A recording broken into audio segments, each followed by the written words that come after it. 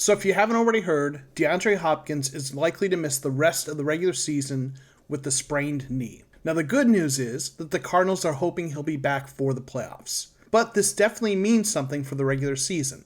So in this video, I'm going to talk about how this is going to impact the Cardinals and how it's going to affect their offense. Now the good news is that this year, the Cardinals are spreading the ball out a lot more than they did last year. In 2020, DeAndre Hopkins' targets constituted 28.7% of Kyler Murray's attempts. Now this year, he's down to about 20%. The Cardinals are spreading the ball out more and finding the open receiver. So the offense doesn't go through Hopkins like it did last year. So that's a good thing in terms of the Cardinals' ability to keep things going this year while Hopkins is out. Now, the bad news is Hopkins is their best receiver, obviously. There's things he does better than anyone else on the team in terms of his catch radius and his ability to make amazing plays like the Hail Murray. So where I think this is going to impact the Cardinals is this. In terms of their offense kind of doing what it does under normal circumstances, I think they're going to be able to keep rolling. They have too many guys who can catch the ball and make plays to have this offense go completely stagnant